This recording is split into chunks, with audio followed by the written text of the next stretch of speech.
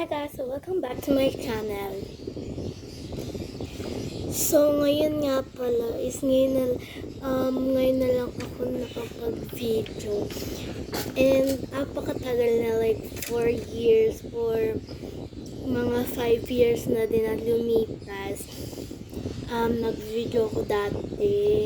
Mga bata pa ako na mga 5 to 6 years old. Ngayon is mag-10 na ako sa August. So, ngayon na pala is I'm gonna teach you or I'm gonna do a tutorial kung paano gumawa ng mga species.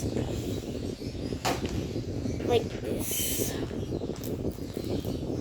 I-upload ko po dito sa video dito sa channel ko. So, please subscribe and like this video. Yan guys, wala pa ako naisip na intro. And hindi ko na dito kayang edit kasi wala akong CapCut.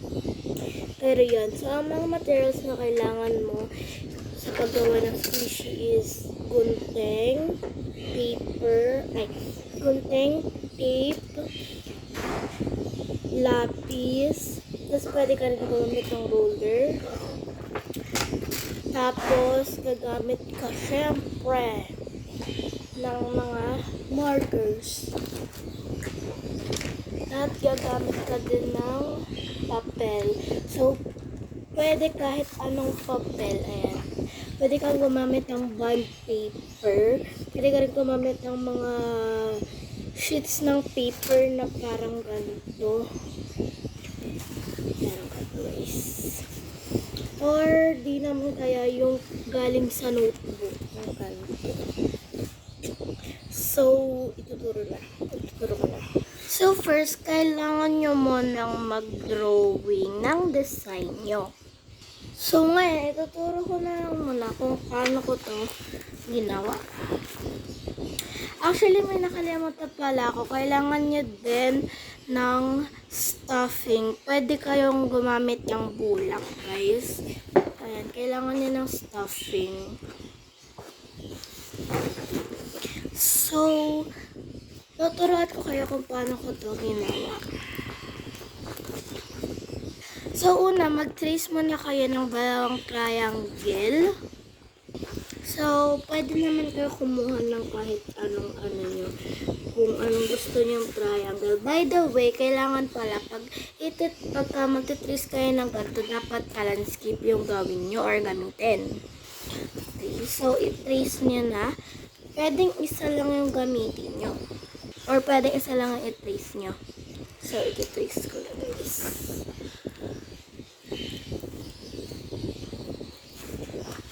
Medyo hindi straight kaya gagamit ako ng ruler.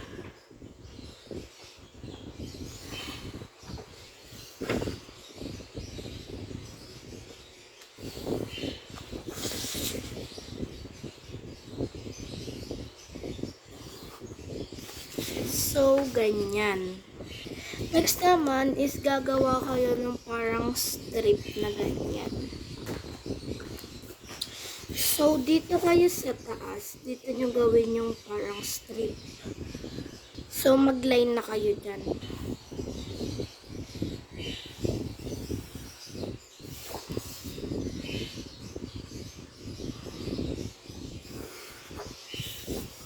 Next is ito, gupitin nyo na.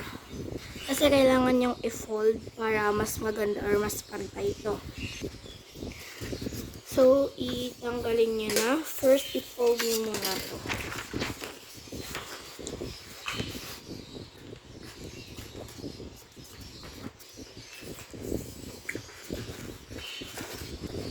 Next is dapat nahabaliktad.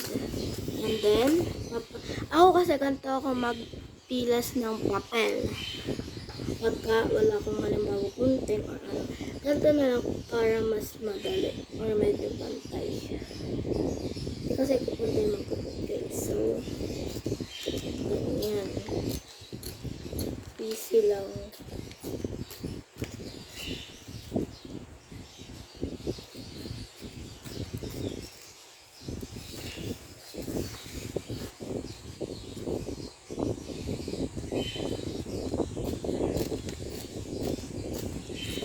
So, dapat lang dahan-dahan. Ayan. So, nakuha niyo na yung strip nyo. So, itabi nyo muna yon. Next naman, ayan. So, i-fold nyo na to. Fold nyo na. Next is guntingin nyo na to. So, ito na lang yung gagamitin ko para talagang pantay.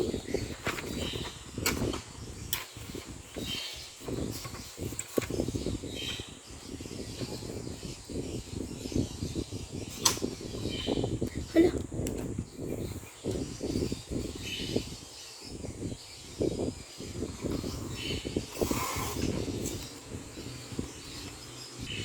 Okay guys.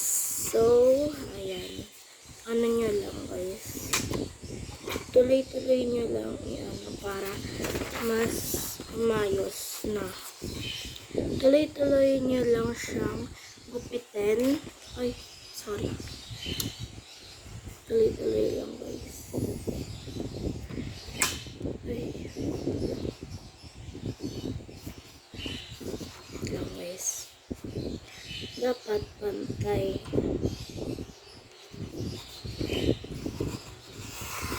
OMG, di na siya pantay. Okay lang guys.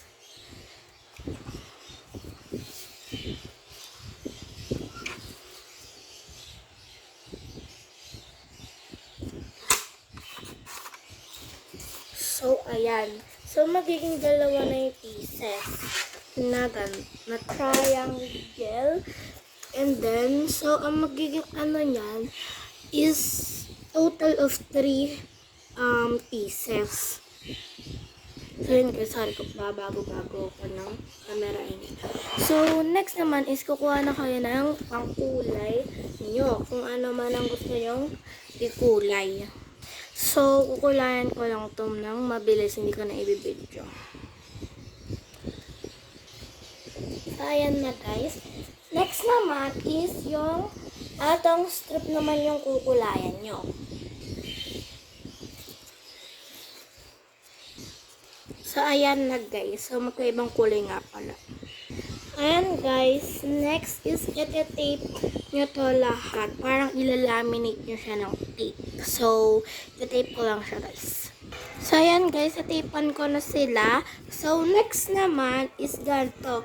So, igaganto nyo guys, tapos kukuha kayo ng tape, tapos ilalagay nyo dito. Papakita ko sa inyo. So, una muna guys dito, and then maglalagay kayo ng tape. Next naman, kunin nyo tong strap or strip. Then, iganto nyo. Parang ididikit nyo guys. And then, ifo-fold nyo muna. So, magiging ganyan siya. And tuloy-tuloy nyo lang. And dito, sa may ganyan, ifo-fold nyo lang ng ganun. So, ayan, pag ganyan na, tas nasa tip na kayo, i-fold nyo lang ng ganito. And then, i-tape nyo na ulit ito. Ayan. So, ayan guys, pag ganyan na, wag nyo muna itong iganto guys. So, ilagay nyo muna yung ilalim. So, ayan guys, pag ganyan na, lagyan nyo na ng stuffing. So, kayo ang bahala kung gusto nyo siyang punuin or kung medyo ayaw nyo. So, ayun, depende na sa inyo guys. So, lalagyan ko lang and ipapakita ko sa inyo. So, ayan guys, pagkatapos, etong natirang strip na to is igaganyan nyo and ididikit nyo na guys. So, papakita ko sa inyo. So, lalagyan nyo to ng tape and then ididikit nyo na. So, ayan, halimbawa ganyan. Next is igaganto nyo na. Ayan, so didikit nyo na siya dito.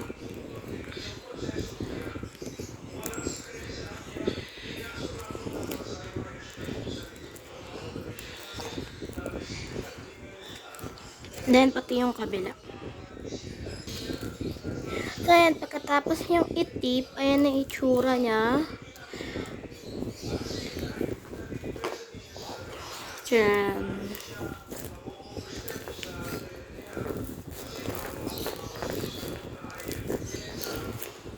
Next guys, so mag-comment kayo. Okay, so tapos na yung cake series. So, magagawa na ako ng mga series na pang ganito, na mga ginagawa ko. So, tapos na yung ganito na tutorial. Next, sinong gusto, or mag-comment kayo kung gusto nyo bang gawin ko to. Gusto nyo bang gumawa ako ng tutorial kung paano ko to ginawa? Comment kayo guys, or di naman kaya mag thumbs up na lang kayo. Ayan, meron din siyang ganito guys. So, comment!